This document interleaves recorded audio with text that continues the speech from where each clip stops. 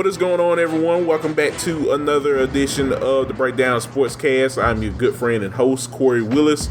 Hope everyone is doing well on a Monday, Veterans Day. So shout out to all of the veterans out there that protect us each and every day. I hope you guys are doing well also out there. So overall, guys, we very much appreciate you all listening in to the show today. As always, guys, you know where to find us. We're on multiple streaming platforms, of course, such as Spotify, Apple Podcasts, YouTube, Amazon Music, and Amazon Audible, iHeartRadio, and many other streaming platforms out there. So feel free to like, comment, and subscribe to the show. It's very important for us. It helps us know what we're doing and how we can improve the show for the future for you all. So as always, we very much appreciate you guys' support with the show. As always, you know who I'm with. I'm with my good friend and co-host. He is Chris Bolton. Chris, what's going on, my brother? Hey, nothing much, brother. Nothing much, man. Just ready to recap what was a weekend that did not disappoint. It lived up to the billing and some. Yeah, you all right. I mean, it not disappoint. I would say it's an understatement, but I don't even think it's an understatement. I think it's just a flat out truth. You know, it did not disappoint at all, Chris. What a fantastic weekend of college football it was, and man, I'm glad that we can get on this show and discuss the week that was. Yeah, I mean, it was a weekend that was just amazing. From the noon Eastern time, 11 a.m. Central, till the end of the night, with BYU and Utah going down to the wire. I mean, the whole day was just crazy. Yeah. and down to the wire they did. So, yeah, that was just an impeccable week of college football in week 11, getting down to week 12, and I mean, it's great at this point of the season, Chris. Like we always talk about, we really find out, who are the contenders and the pretenders of college football during this point of the season. So yeah, man, it's always great to look at that, analyze it, and break it all down. Yes, sir.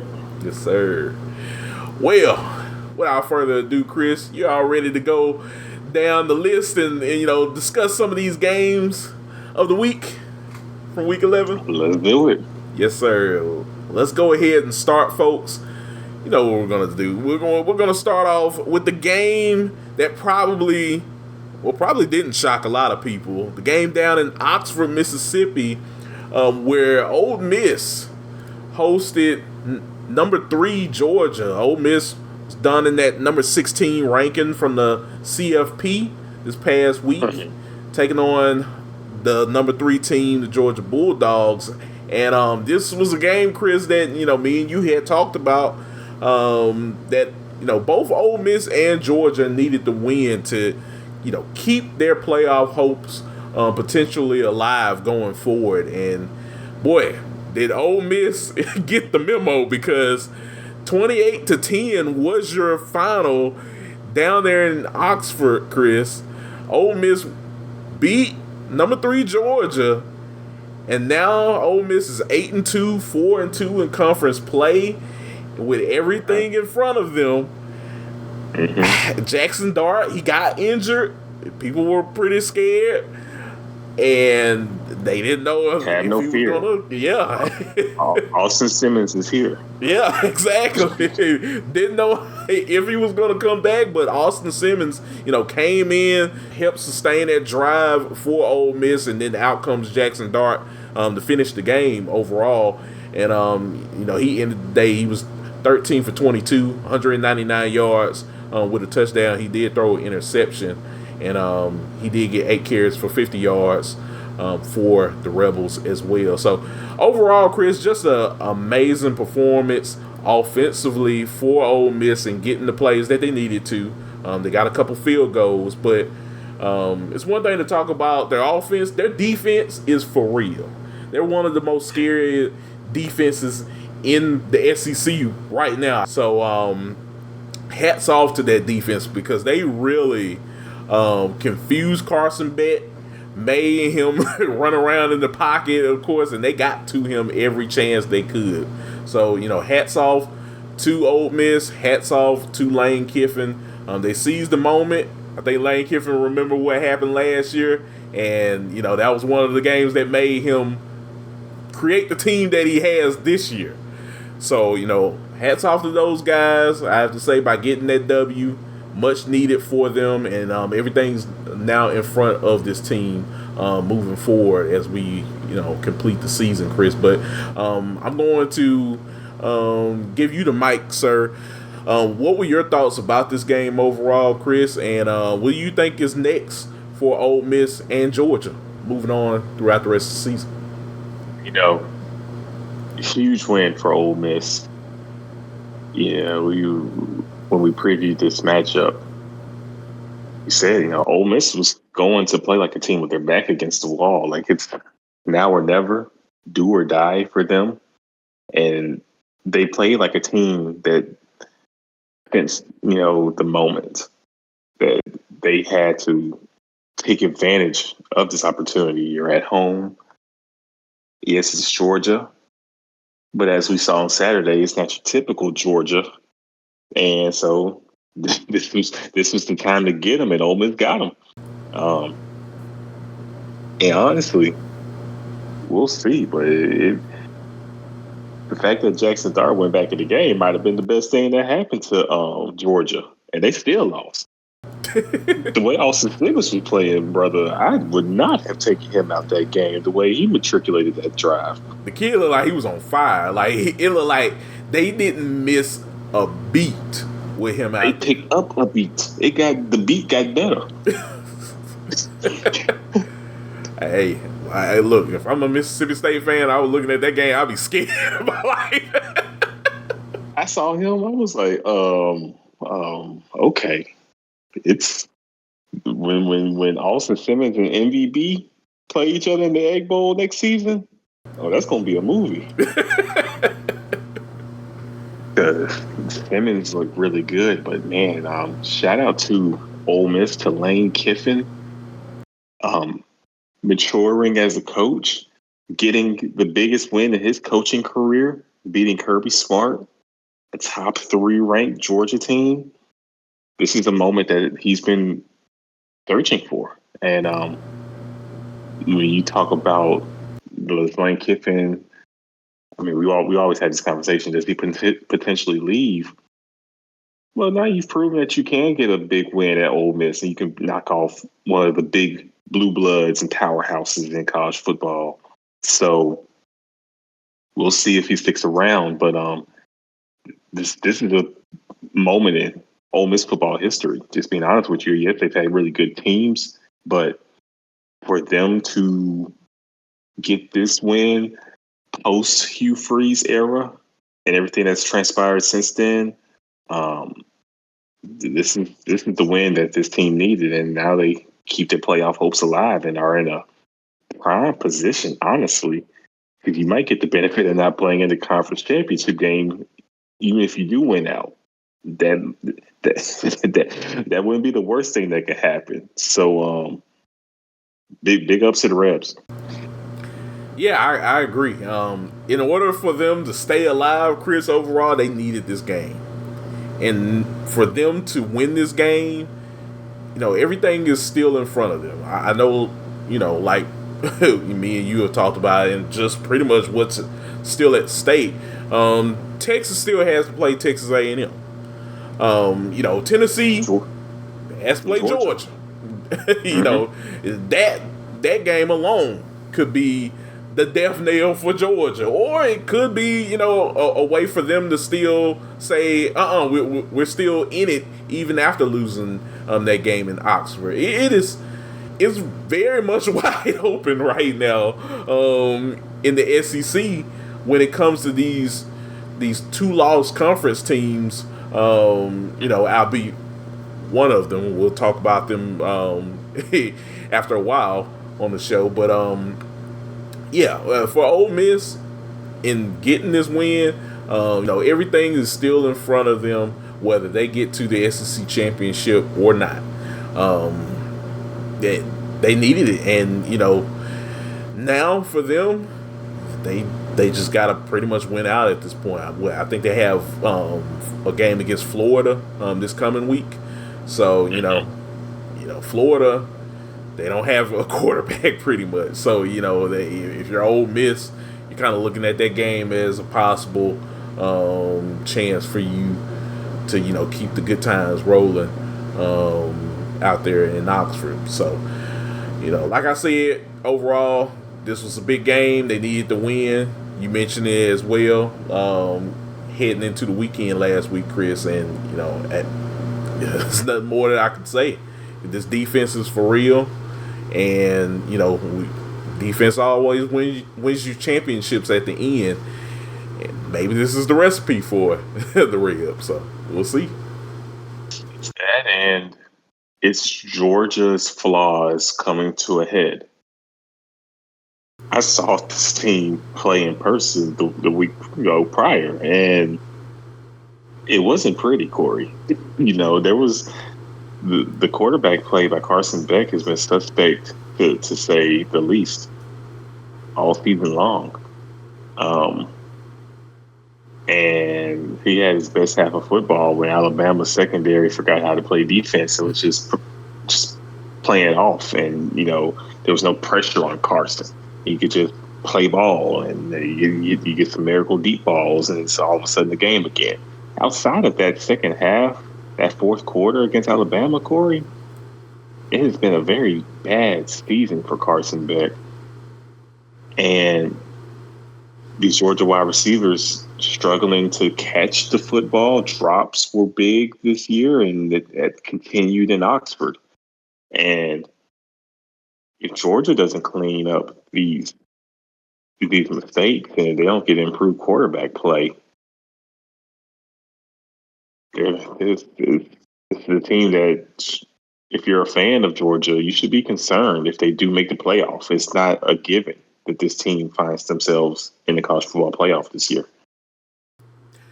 Yeah, real quick before we move on, Chris, let's talk about Carson Beck and what needs to be done now in terms of Kirby Smart getting the most out of this offense going forward. Like, he looks worse every week I see him. And like you mentioned, you saw him in person, so you got to see the struggles live in living color. Do you think it's potentially time to maybe make a change at quarterback? Because this is getting bad. For sure. And they don't want to. You know they don't want to, or else... You can sense it. You can sense they don't want to do it. He's a senior leader that came back when he didn't have to, and he could have been a draft pick last year. And you're trying to do right by him and let him correct things himself. But anybody else, Kory, you would have then made a move just to give somebody else a look. It's not even that you would give them the job and say it's their job, but just give them a look and opportunity to take the job. Yeah. Look, it's been that, Kory. Carson's not looking good at all. He looks very bad. He's holding his team back. Maybe the coaches look at it like this, that they know they don't have the receiver play this year. And I can agree with that. Guys like Bell and Smith, they just aren't creating that much separation. Guys aren't just getting open like that. But at the same time, Carson's been forcing things. So I think it kind of goes hand in hand. But you need to give somebody else a look, because I don't think you're going to make the playoff with Carson Beck as your starting quarterback the rest of the season. It might be time to pull a Dabo Swinney. And remember, Dabo, he pulled the plug on Kelly Bryant, threw Trevor Lawrence in there. I I don't think there's any Trevor Lawrence in this quarterback room, but somebody has to be doing better than what Carson Beck is doing, honestly. I mean, I'm looking at the quarterback list right now, Chris. I mean, Gunnar Stockton is the number 2 quarterback for the Bulldogs. So, I mean, why not? You might as well put Gunnar out there. If you don't want to do that, at worst, put Jaden Rashada out there. I mean, he's a former top level recruit. Ryan Puglisi, I know he's a freshman. I mean, I'm sure Kirby's very high on Puglisi, but probably not right now. But just someone needs to take the helm at quarterback for Georgia right now, because this is getting worse by the week, and I don't think any Georgia fan envisioned this to be the issue at hand for the Bulldogs late in the season. No, you're right, and this was supposed to be the least of Georgia fans' worries. It's the quarterback position, but it's been the biggest problem for this team, and I think we're seeing this team play to its base level. They're dependent on the defense being dominant, and the defense can only do so much when your offense isn't providing what it needs to provide. And so it's hard to predict what you're going to get from Georgia from week to week because of how up and down this offense is and the struggles they've had. So tough, man. It's tough and doesn't get any easier. You still got to play Tennessee, and we have to say this: you still have to play Georgia Tech. So good luck. Like good luck, because man, this is starting to the wheels feel like they're starting to come off the screws a little bit, Chris. And if there's a year that you would lose to Tech, this year is very primed and ripe for that. You're a team that has been very bad with turnovers and struggled. You've out-talented your way to wins in some respects. Georgia Tech does not mind shortening the game. So if you go out there and you play that turnover game, Carson Beck, with Georgia Tech, and you mess around and get down 2 scores, and Tech has the ball for 7 minutes a pop per drive, it's going to be real tough to win that game and come back. Yeah. So, I don't know. I don't know. I will say this. This week of practice is going to be a very interesting week in Athens. I think we're going to find out, is Kirby willing to do what we feel like he isn't hoping to do? Oh, that question will be asked. Yeah. As you're all listening to the show on a probably like a Monday morning, probably in a few hours before or after you're listening to this, you're probably going to find your answer because the Georgia media is going to definitely, get into Kirby and get those questions answered from him. Is it time to make a quarterback change? Because I'm going to say this. I think we can unanimously say that it's definitely time for a change. Yeah. I think you got to give somebody else a chance. Yeah. Carson's he's mature. If we got to go back to him, you should be able to go back to him. Mm-hmm. At least give somebody else a chance, I think. Yeah. You can't do much worse. You can't. If you care about the team, if you want to see these guys get back into the playoff hunt, you got to make those decisions. And I think it starts right now by everyone kind of letting go of their pride a bit to make the team better. that's all I can say.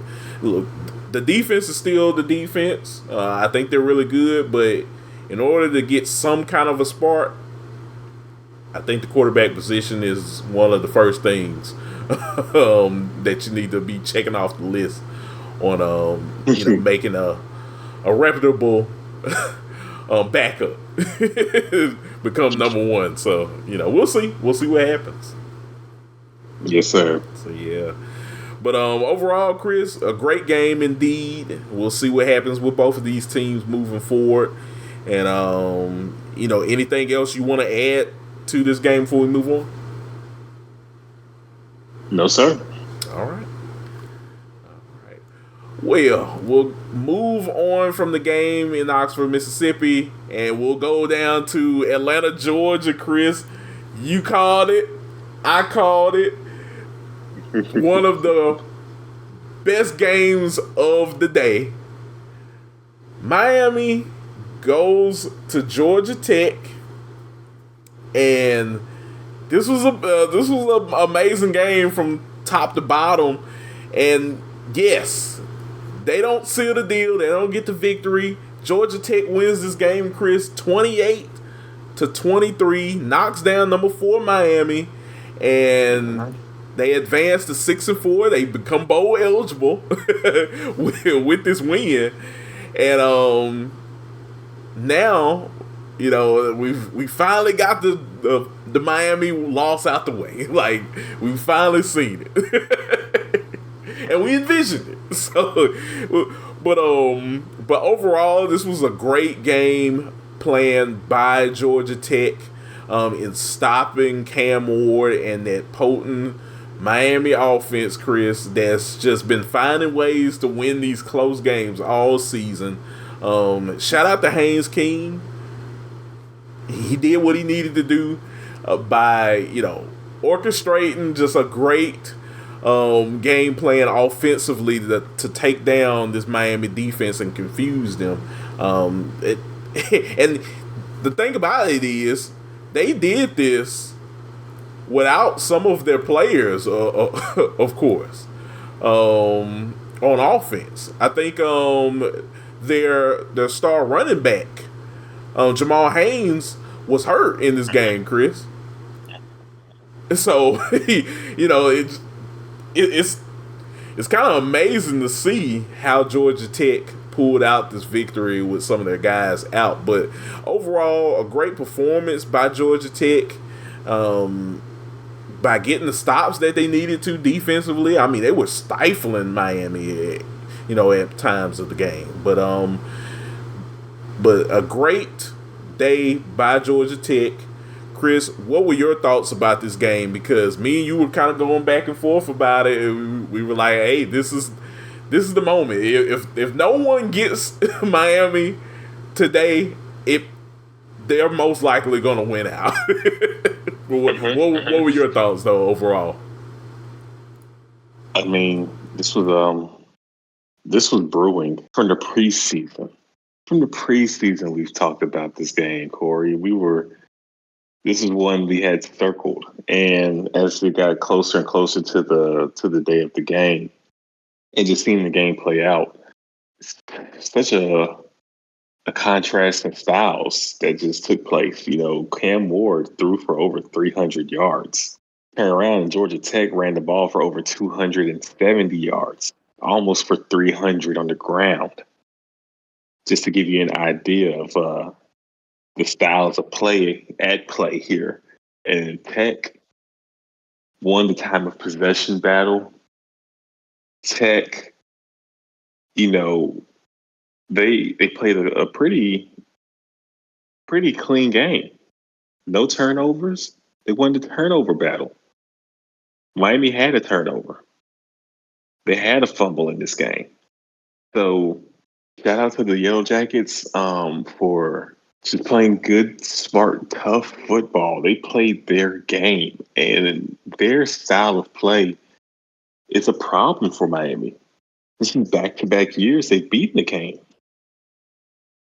One, it took some crazy foolishness to win. They shouldn't have won the year prior. But this game, you can't take this game from them. They deserve this victory. And Much like you deserved. said, shout out to Haynes King, just gutting this game out. Played a tough football game. 20 carries from the quarterback position, 93 yards and a touchdown. It isn't sexy or pretty, but he did what needed to be done. This Tech team made enough plays, and they got something cooking here. If I would advise people to buy Georgia Tech stock right now, because Aaron Philo is only a true freshman, and he put up record numbers as a high schooler in the state of Georgia, and he's only going to get better and better. Yeah. So, this is the team you want to invest stock in, and Haynes King is a junior, so both of these guys will be back next season. Tech is going to be a problem again. So, get stock now. I agree with you, Chris. I mean, like, shout out to Brent Key by, figuring out through this whole game, on how to, position people in the right places to win this game. I mean, Jamal Haynes, he did get some carries, of course. He did get you a touchdown, but he didn't play much more in this game because of an injury. You bring in Aaron Philo. You still have Haynes King out there to still give a different look on the ground game. And, man, just doing, making those decisions, of course, to knock down a team like Miami was masterful. And it worked to perfection for them. It benefited them in the end. So, shout out to Brent Key by, orchestrating all of this over the weekend and, getting that W. Like you said, Georgia Tech is going to be a problem, especially next year. I don't think hardly no one in the country wants to play them down there in Atlanta or anywhere because that defense is also scary as well. So, I know they're building onto that also. So, shout out to Brent Key overall because I think he definitely has an opportunity to be one of the top coaches of the year once they give out that award because he's done some great things. Oh yeah, especially if these boys mess around and win out. I know it could definitely happen. Don't let Tech win out. Don't let them go 8-4. Yeah, then we are really talking about possible coach of the year for sure. So, a big win for Georgia Tech, and then if you're Miami, we said this, Kory. There's only so many times you can play like this and not get burned. Yeah, they kept playing with fire, and they were bound to get burned, and that's what happened this weekend. In Atlanta, Georgia, they let the Jackets get them, and so we'll see how the team responds. How do they answer back? Because we've seen Miami teams have really good seasons and then things just tumble, a la the Kory Harris squads under Randy Shannon. We've seen this before. Do they finish the season strong, or is this a sign of things to come? Because this team has been this all year, where they've been in some crazy close battles, but this time they finally couldn't pull through. Yeah, they couldn't, and this was bound to happen. Me and you had teased it the last several weeks, but specifically last week, that this could be the case where playing with your food is gonna hand you a wrong deck of cards at the end. So, and that happened in Atlanta, against Georgia Tech. So we'll see what happens with Miami now that, they've got the loss out the way. I mean, they're behind Clemson in the standings right now. So, you didn't want to lose a game like this.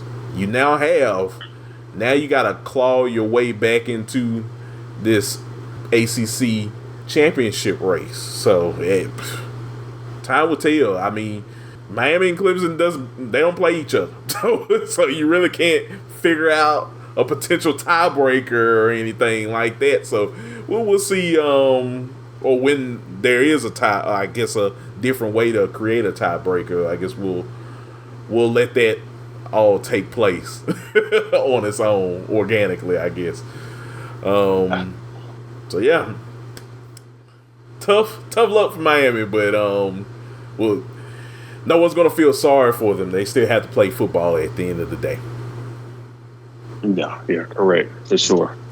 So yeah, but a great job overall by Georgia Tech, and we'll see what happens with both of these teams moving forward to finish up the season. But anything else, Chris, you want to add to this game before we move on to our next game? Yes. All right.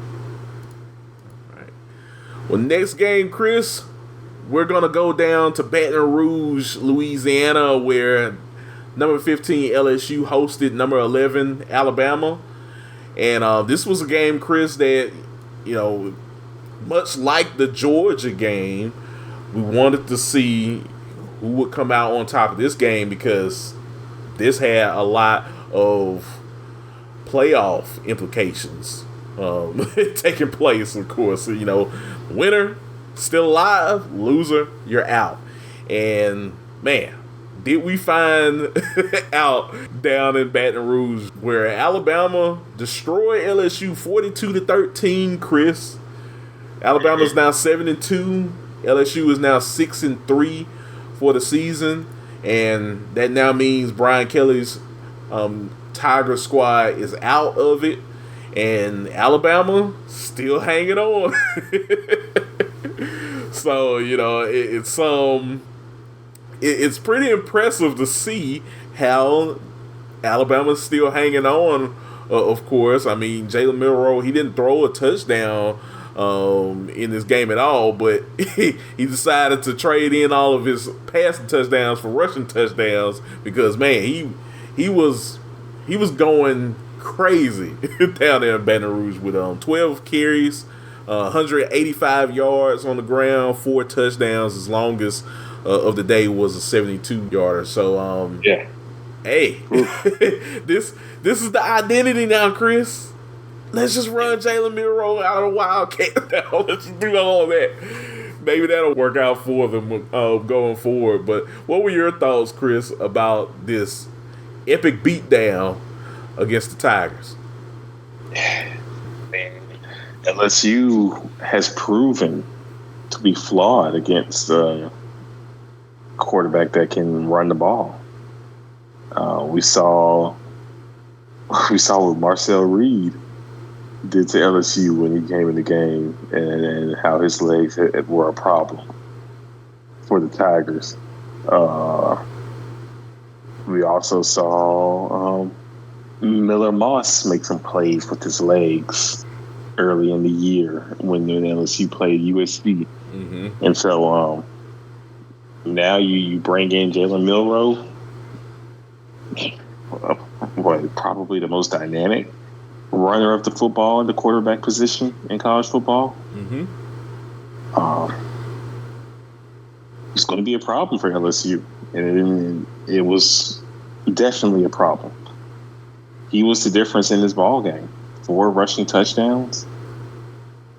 He couldn't be contained, and then LSU couldn't do anything on offense. So it's just the perfect storm. The offense was inept, and then Alabama keeps the drives going and creates big plays with Milroe's legs. It's just a tough night in the office for LSU, and Alabama keeps their playoff hopes alive. And as a team with 2 losses, they're positioned well You got Georgia behind you. You got Tennessee behind you. Honestly, got a soft schedule to close the year. Bama's in prime position to sneak their way into the playoff with or without the SEC championship game. That's how it looks. Yeah. So yeah, I mean, it's what a heck of a turnaround Kalen DeBoer has made with this team. Of course, he's definitely figured out a way to get the most out of this Alabama team. They're still not like perfect, but against a team like LSU, boy, did they look perfect when they needed to. So, yeah, I mean, shout out to him by getting the job done down there in Tiger Stadium, because it's definitely hard to win at night in Baton Rouge, Louisiana. So, you got this game out the way. You got a couple more to go. Look at Alabama's schedule. I mean, yeah, you got Mercer at Oklahoma, at home against Auburn. You can't ask for a better schedule than that, Chris. So, everything's in front of them to finish out the season the way they need to, in hopes of making it into this 12-team playoff. And yeah, what a turnaround! Like I said, it's being for the Tide. But shout out to Kalen DeBoer and his squad by figuring it out. Yeah, for sure. Big ups to them. You got time to tighten some things up before you ultimately play postseason football. Mm-hmm. And we'll see if they can continue to maybe get some easy looks for Milroe in the passing game. But I mean, if the running game is going to be this good, and if he can stay healthy, because that's the key, it's Milroe's health. Yeah, Alabama can play with anybody and win. They have the talent. It's a wide open season. They can very well lose to anybody, but they can also very well beat anybody. This is just one of those kinds of teams. So we'll see how things continue to play out. But DeBoer looks to have his team in good position, and maybe he's in position to get some rest at night now. Because I'm sure the month of October was one stressful month for him. Yeah. Yeah, like I don't even want to be him in the month of October. I don't even want to begin to know what he was like in the month of October. I bet you the stress levels were at our all-time high. Oh, they were at a peak high. Oh man, but yeah, you shout out to him by getting the job done. Of course, Chris. I mean, switching to LSU for a second. Brian Kelly. Whew. Let's talk. That seat just got a little hotter. It definitely has, Chris. I mean, 3 losses for the year. You could argue a couple more losses as well. We'll talk about like that South Carolina game. It's definitely one of them. Yeah, this is not the LSU team that a lot of fans wanted to see coming into this season. They wanted to see a much better team, a much more competitive team that also had their name potentially in the playoff conversation. And when they've had it, they've dropped the ball. So it's unfortunate to see what we're seeing with LSU. But yeah, in terms of Brian Kelly, yeah, that seat has started to get a little warm. It definitely has. Someone that's a coach that coached in a national championship game. Mm-hmm.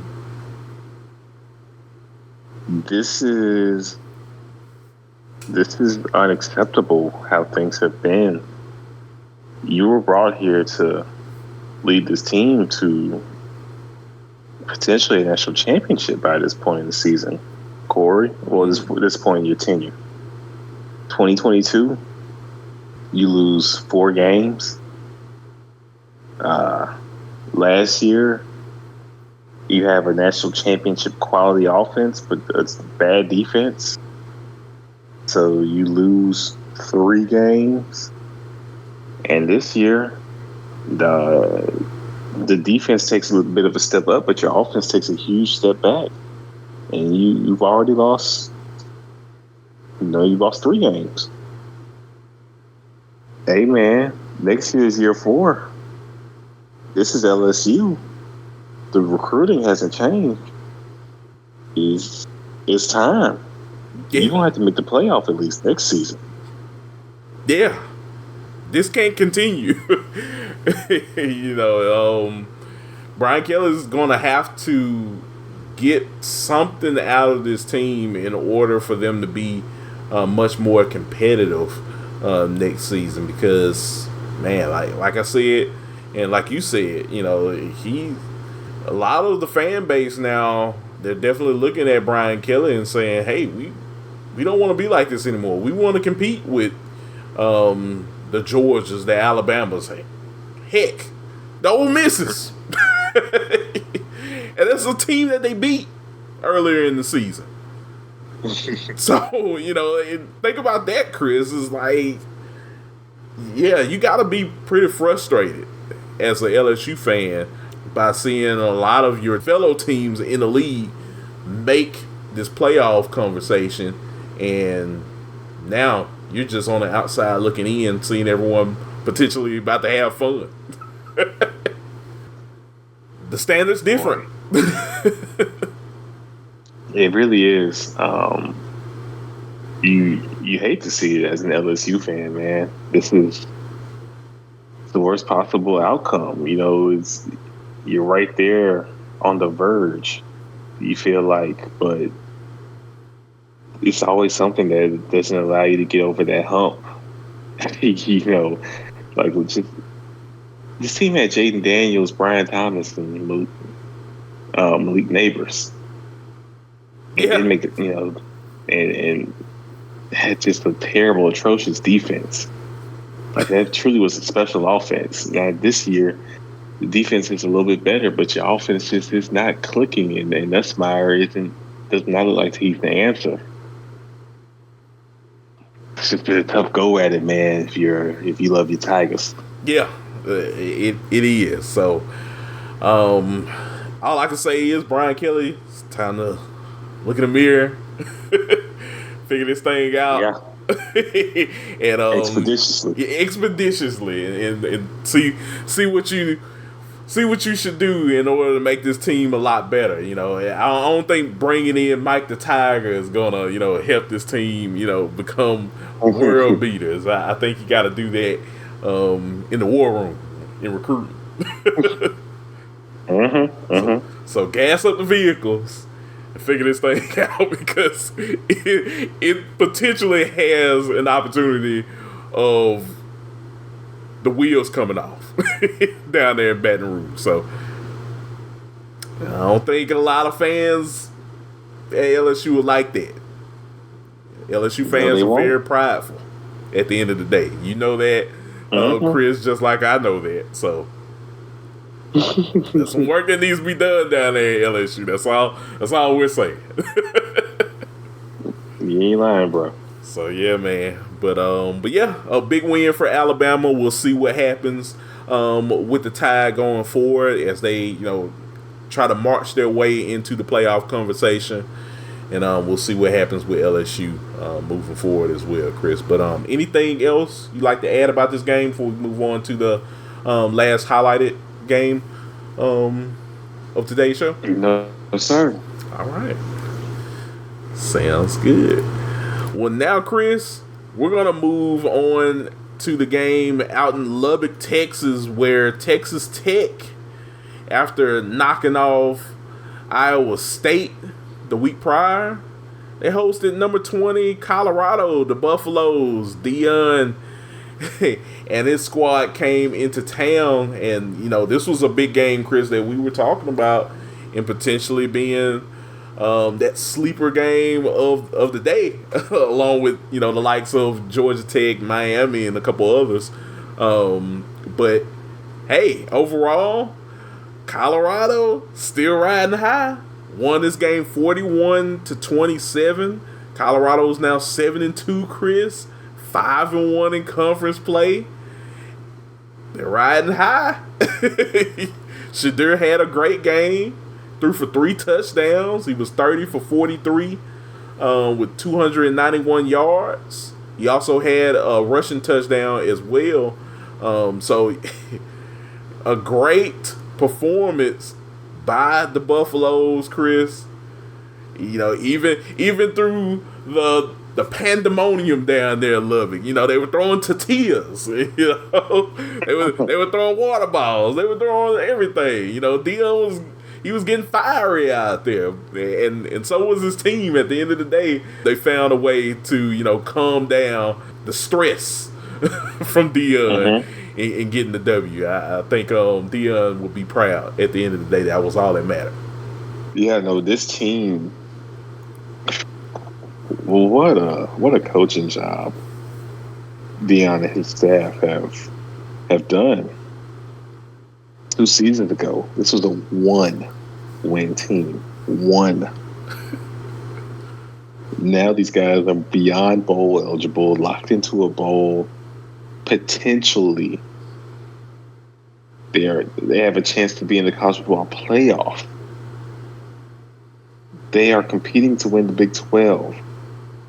Destiny in their hands. If they win out, including in the conference championship game, they are in the playoffs.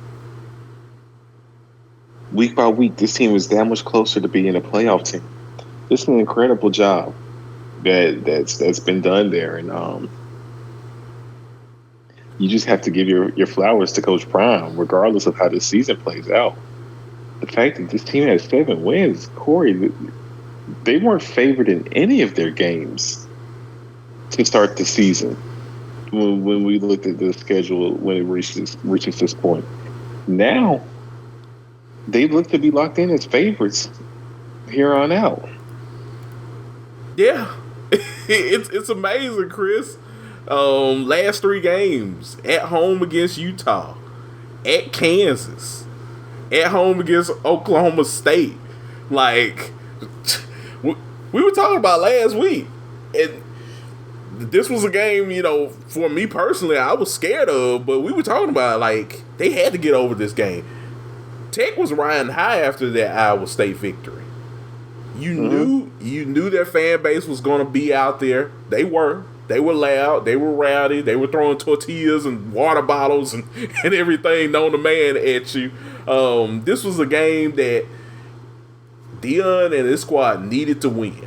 This was that important for them, for their season, to get over that hump. And boy, they did it in style, Chris. I'm with you, brother. What a heck of a coaching job by Dion. It can't be overstated.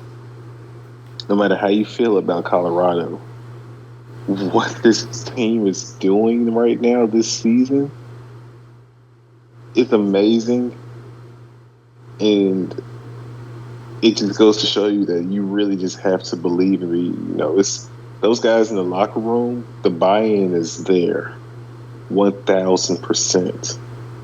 The buy-in is there because they were a 4-win team last year, if I'm not mistaken. But they were 4-8. And now you have a chance to double up. If you win this weekend, you've doubled up the wins you had last year with 2 games left. Potentially a chance to go to the conference championship. You could finish regular season 10-2. Yeah. People, do y'all understand? Like, it's not your normal trajectory. 1 win, 4 wins to 10 wins. If that happens, wow. I know he's trying to build Colorado and build something special and still recruiting there as if he's going to stay there. I don't know, Kory, but if I'm a SEC school, if I'm in Arkansas, I know Sam Pittman's been coaching his ass off to try to keep his job, but like somebody's got to be like, yo, we got to get him. If you could do that at Colorado, imagine what you could do with another school with some real backing. I know. Like this is amazing. Like like they are literally 3 games away from potentially going to a Big 12 championship, possibly winning that. If they can get through BYU, because they BYU, they're squeaking out of victories, but you never know. They might become Miami 2. Miami 2.0 at this point. But if they can do all of that, man, they are in the playoff hunt. They're one of those top 4 teams in the playoffs. Couldn't have said it more. I wouldn't have told you. It's amazing. It's amazing, man. Yeah, that's all I can say. And also credit to it's just over the game in general. Texas Tech played a solid game. Made Colorado work. Mm-hmm. Tech was looking good early on, but you knew it was only a matter of time before Colorado got things together, and they did. And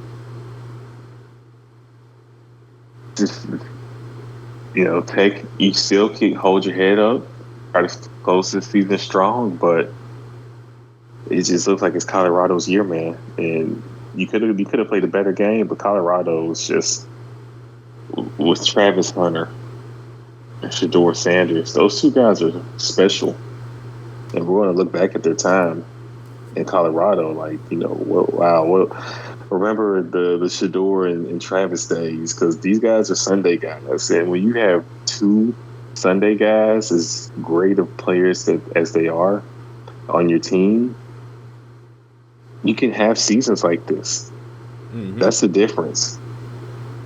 When your big joker is a real big joker, and it's a potential Heisman winner, and then the other one is potentially the first quarterback drafted in next year's NFL draft, you can have a special season. Yeah. And that's what we're witnessing. Yeah. No, you're right. So yeah, man, it's great performance by Colorado in getting that W. Shout out to Dion. He's doing big things over there for the Buffaloes, and you got 3 more games left of the regular season, Colorado fans. A game against Utah that, look, thank goodness this game is back at home because the last thing you want to do is deal with Utah at their home field. So it's still going to be a difficult game in terms of just the physicality, but I think Colorado has shown you that they'll take that challenge in terms of who can out physical who in a game. So so yeah, I would put my money on Colorado in taking that bet and seizing the moment when they need to, especially now. they took care of Texas Tech. I don't think they're going to allow anybody to get in their way. Yeah, no, I think you're right. I mean, I think we're witnessing a moment. We'll see as the season plays out, but Colorado, prime position, no pun intended, to go to the playoffs. Yeah, absolutely. So we'll see what happens with the Buffaloes. Like I said, 3 games left. Still some football left to be played, but I'm liking what I'm seeing right now, Chris. That's all I can say. I agree. Yes, sir. So, So yeah, overall, Chris, it was it was an interesting game, for sure. Tech, they they were trying at times, but overall, Colorado took care of business. But anything else you like to add about this game before we move on to the top 25 scores of the week? No, sir. All right. All right. Well, now, folks, I'm about to go ahead and give you the other scores in the top 25 for your week 11 in college football. We'll start off in Knoxville, Tennessee, where number 7 Tennessee hosted Mississippi State. This was a game, Chris, that you had a part of your Bolton's bets for the week. And this was a game I was kind of like sensing like who's going to step up and really showcase their talent a little bit more in the game. But overall, Tennessee took care of business, 33-14.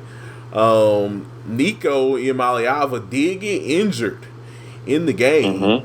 So is Dylan Sampson did not return a little bit. Yeah. Overall, Nico didn't return in the game. So out came Gatson Moore to finish the game for the Volunteers. And I don't know, as we're recording this, what's the status of Nico. Hopefully he'll be fine for the Georgia game this week. And we'll kind of keep you guys posted in terms of what happens. But yeah, he did get tackled heading into halftime, and they said it was an upper body injury that kept him out of the game. So it's going to be interesting to see, Chris, what that looks like. Is it going to be a game time decision for the Volunteers coming up against Georgia?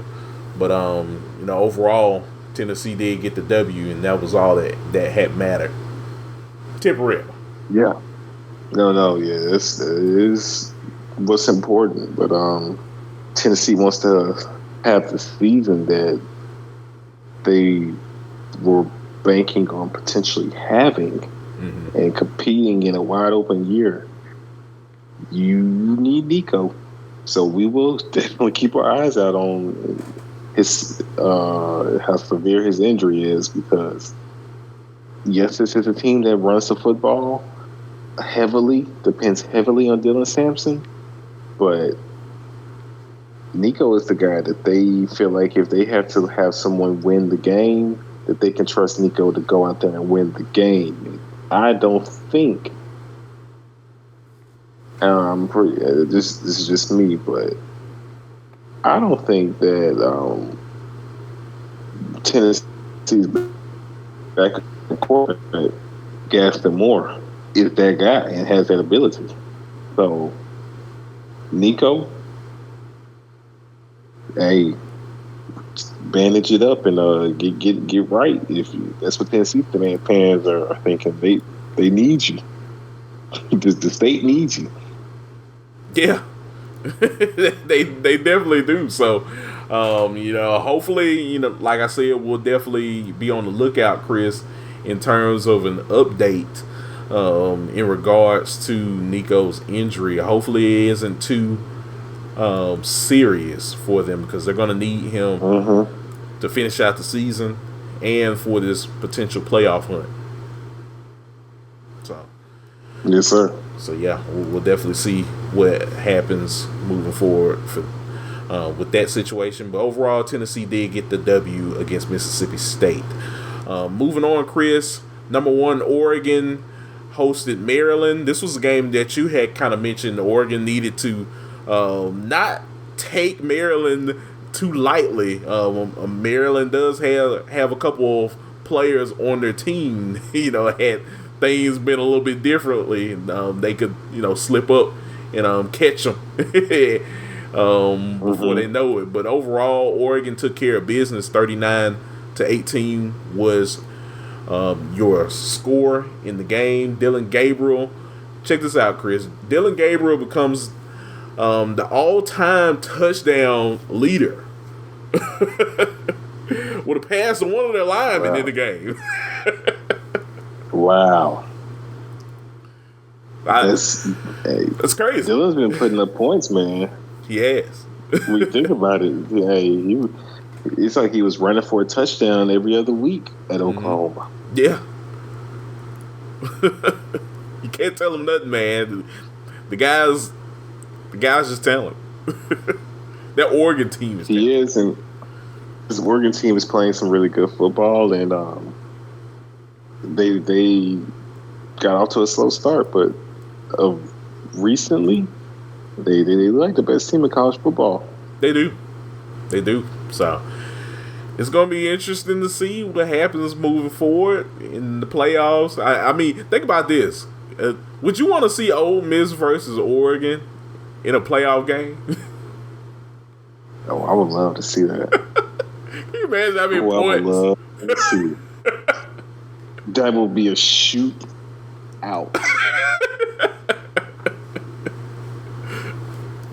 I was thinking about that. Shoot out. Yeah, no, there will be a whole lot of offense in that bad boy. I definitely be glued into my seat to watch that game.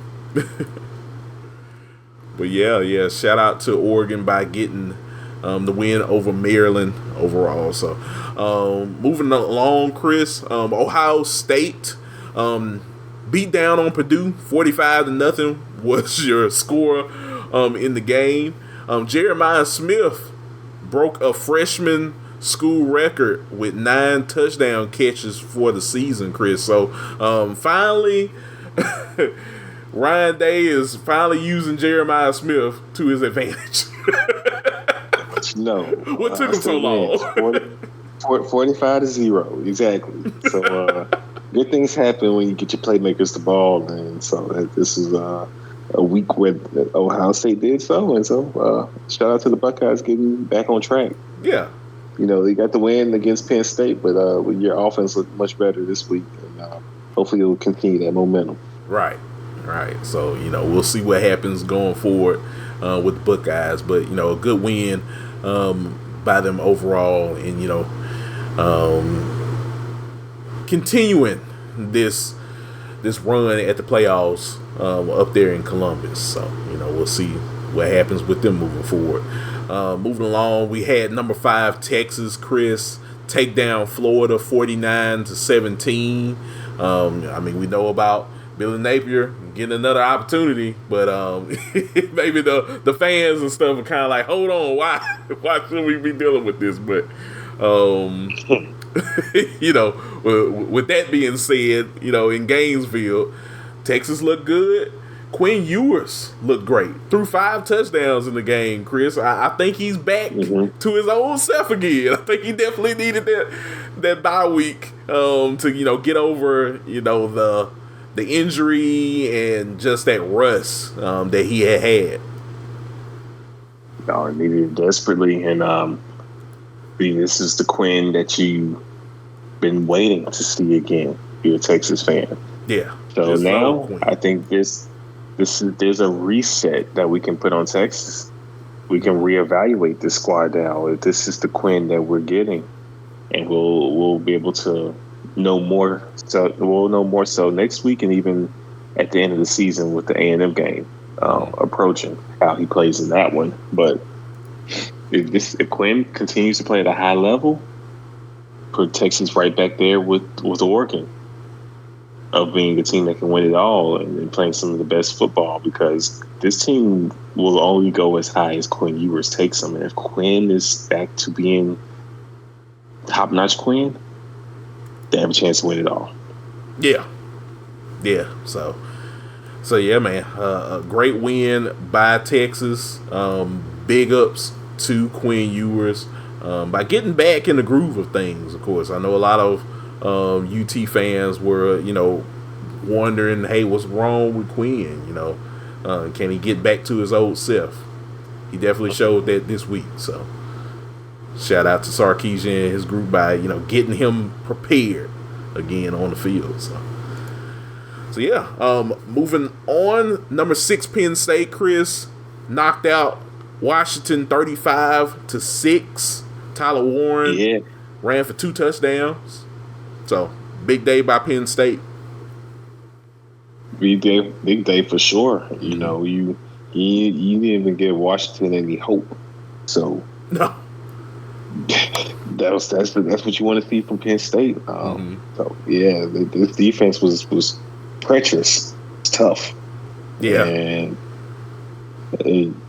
that's how you bounce back after a heartbreaker. So yeah, they definitely needed that win, of course, to quiet down the noise in Happy Valley. So they definitely did that. So, you know, big shout out to Penn State over the weekend.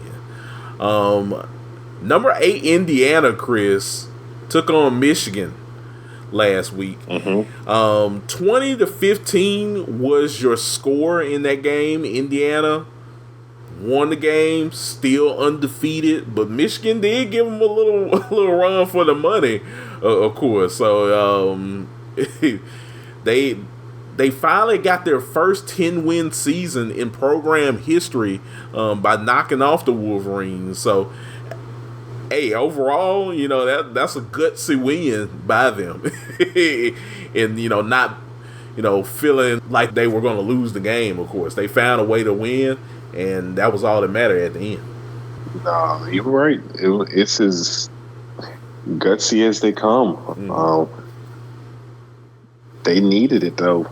And it does raise your eyebrows a little bit. How good is Indiana? You play a tough Michigan team that you really should have overpowered, and your offense that has been coming through all season didn't come through. We'll let you make it. We'll let you make it for one game. But if the offense falls back off, hey, it needs to come ready for Ohio State. I know that much. Look, they better, all of these games that, you know, they've been beating teams that, you know, you can pretty much say are cupcakes to your average SEC team, maybe.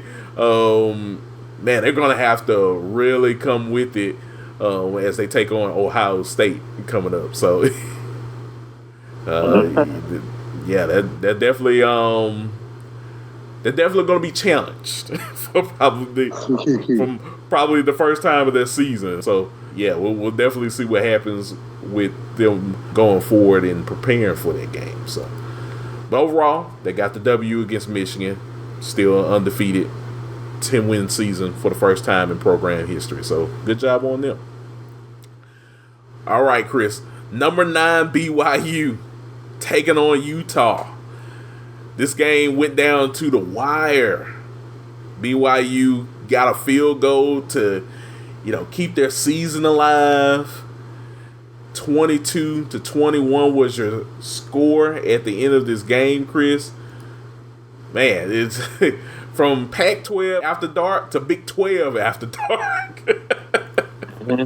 That's what you got. That is what you got. And BYU finding ways to win. I don't know if these guys are going to be a real threat in the playoff. The execution level is tapered off. They aren't playing their best football right now. They're just simply winning. And that's going to be a problem as the season continues.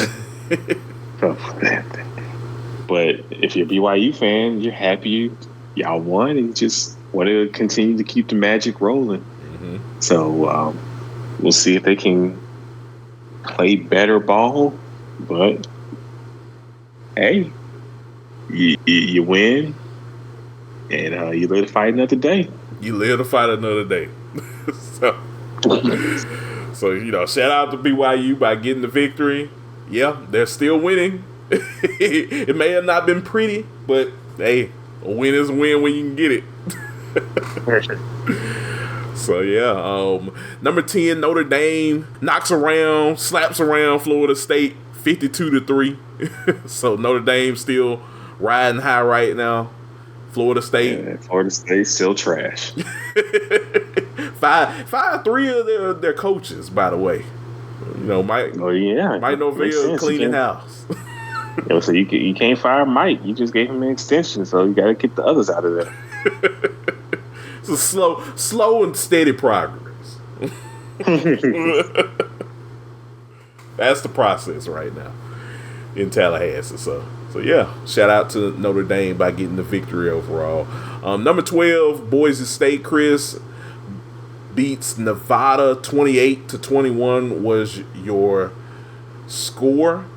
Ashton Gianti ran for 209 yards, 3 touchdowns. He won't stop, Chris. He's a well-oiled machine. Won't stop, can't stop. No diddy. Nope.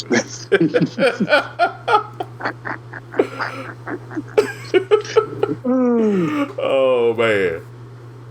But shout out to Gianti. He's still keeping his Heisman hopes alive, Chris. So we'll definitely see how he fares going into award season, as we're getting closer to that as well. So number 17, Iowa State, Chris, gets beat by Kansas 45-36. Hey man, if they don't let one loss turn into two, looks like that's what happened here. That's what happened. So that is what happened. Iowa State still a little stunned and buzzed from that Texas Tech upset. I think so, and man, that really has taken a turn of Iowa State season now. So we can officially say that they were pretenders the whole time. That's how it's looking right now. Yeah. So, but a shout out to Kansas by getting that done. Being a top 25 and a team. much needed win. Yeah. Much needed win. Exactly. It's been a tough season for Kansas. Right. So yeah, man, it's been a tough season for them indeed. But getting that win was definitely big. So shout out to them. Number 18, Pittsburgh, Chris, loses to Virginia at home. 24-19 was your total in this game. Virginia 5-4 now. Pittsburgh, just like Iowa State, I guess you could say, their dreams of potentially trying to get into the Big 12 or for Pittsburgh, the ACC race. That's out. That's done. So, it's just both of these teams, Iowa State and Pittsburgh, had opportunities in their respective conferences to get into a championship race. That kind of seems to be dwindled down. Yeah. It's looking very thin for both teams. Yeah. So, but shout out to Virginia by getting that win. Oh, yeah. Number 21, Washington State beat Utah State 49-28. Great win by Washington State by, keeping their top 25 ranking alive. They're playing really good football up there in Poole. The Cougs are for sure. Yeah. I mean, hey, 8-1 for the season. Your only loss is to Boise. Mm-hmm. Doesn't look so bad right now. No. So, hey. It doesn't. So, shout out to Washington State right there in the mix. Mm-hmm. Yeah. So, shout out to Washington State. One of the more dangerous teams in college football, I should say, right now. So, shout out to them. Mm-hmm. Number 23, Clemson, Chris, goes to Virginia Tech. This was a game, it was a little close for a while, but they won that game 24-14. They have now advanced to 7-2, 6-1 in conference play in the ACC conference. So, after losing against Louisville, Dabo said, "Look, man, we got to figure out a game plan to not let this continue." And thankfully, they did. So, a good win by Clemson by getting that W. For sure, yeah, much needed win for them, and just that's all you're trying to do is just win. Mm-hmm. That's how you can control is winning yourself. Yeah, there's nothing much else you can do outside of winning the ball games that you need to win. So, A big win for Clemson indeed. This game, Chris, did not realize that this happened until later in the evening. Oklahoma went down to Columbia, Missouri to take on number 24 Missouri. And they were ahead in this game, Chris. Come to find out, Eli Drinkwitz said, "No, you're not. 30-23 is your total." Missouri wins by a fumble. And shenanigans. Just a bunch of shenanigans in this game overall. Missouri is not good. Neither one of these teams are good and deserve to. Missouri doesn't deserve a top 25 ranking. And hey, tell that to Eli Drinkwitz. He said, they still deserve a playoff spot. This team is bad. Bad, I tell you. And the fact that it took all of that for them to win this game tells you how bad they are. Oh man, what if in a few weeks they go down to Starkville and they stink up the field and lose against a? It wouldn't shock me. A 2-8. It would not shock me one bit. Mississippi State team. So that's just the maroon colored glasses being put on. I'm sorry, folks, but we being honest, this has not been a good Missouri team. Anytime they play somebody decent, they get smacked around, and Oklahoma is far from decent this year, and they almost lost to them. Yeah. Says more about them than Oklahoma. So, but overall, Missouri got the W, and they're 7-2 right now. So we'll see what happens with them moving forward. And lastly, number 25 Army defeated North Texas 14-3. Crazy score indeed. I'm sure a lot of fans were looking at that game down there in North Texas and just wondering, like, man, can we just get a score? Yeah, not the prettiest game, but that's an Army football game for you. Yeah. It's what the Black Knights do to everyone. So and shout out to them. They're 9-0. They're one of the last unbeaten teams in FBS, Chris. So we gotta shout out to our nation's Army men. They are 9-0 right now. So who knew that would be something? Nobody. So yeah. Man, that was our top 25 for the week in week 11. So it was a bunch of great games over the weekend, and should be a big week in week 12 of the college football season.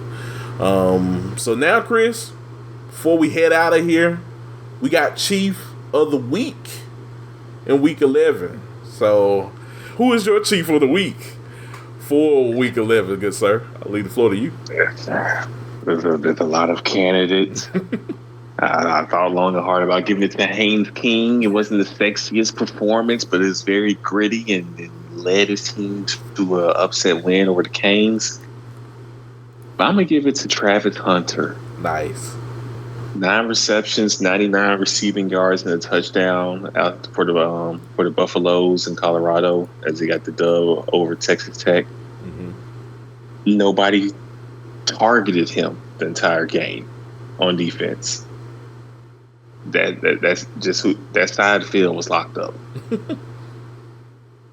Travis Hunter is a special player, and the things that he and Shador and even just the whole team in general, you got to applaud it. And it's performances like this when you almost have basically 100 receiving yards and a touchdown, and you lock up a side of the field. That's special stuff. Mm-hmm. You don't see that every day, and so got to make Travis Hunter my Chief of the Week for helping the Buffaloes continue their improbable season. Nice.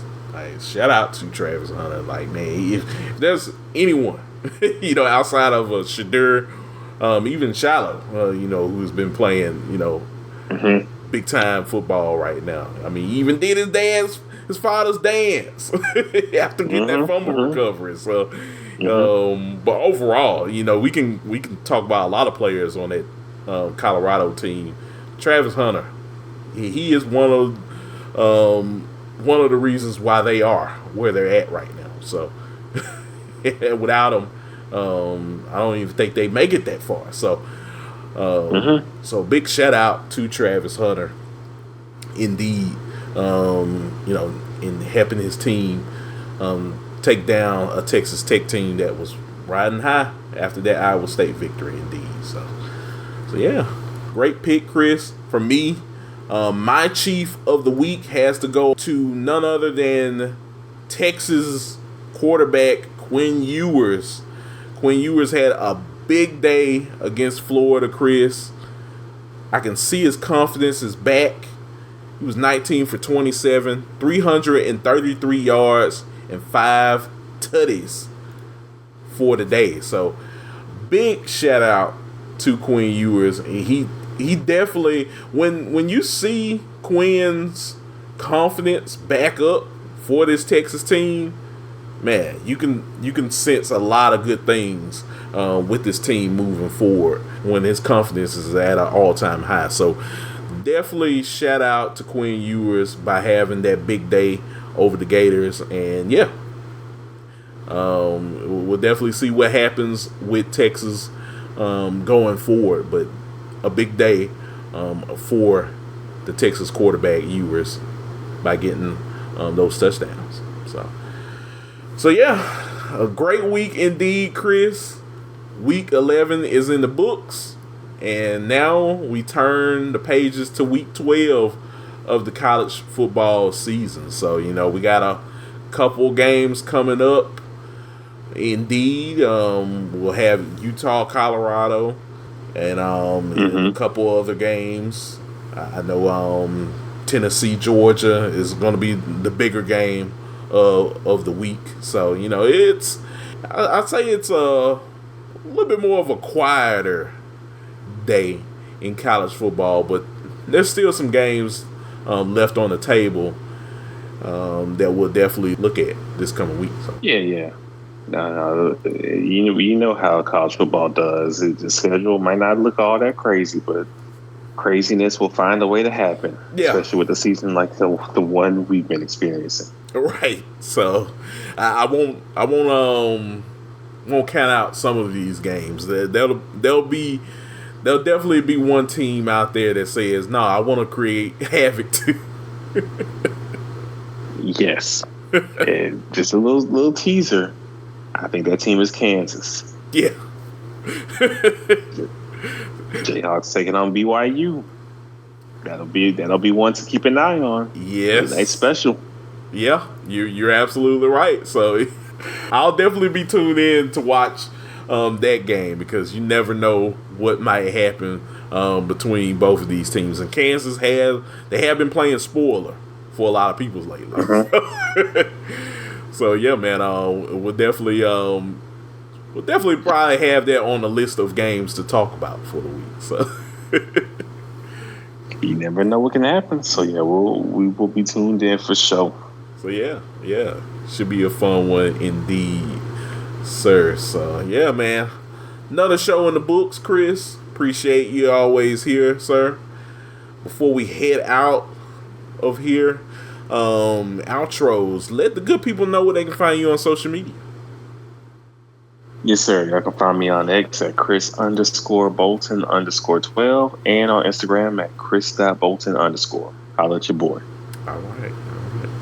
And you can find me on X at Listen to KSW, all one handle. I'm on there talking college football, professional wrestling, whole nine. So yeah, be sure to follow me on there. But yeah, overall, everyone, we appreciate you guys listening in on the show. As always, if you want to listen to the show, feel free to listen to us on any of your favorite streaming platforms, of course. And be sure to like, comment, and subscribe.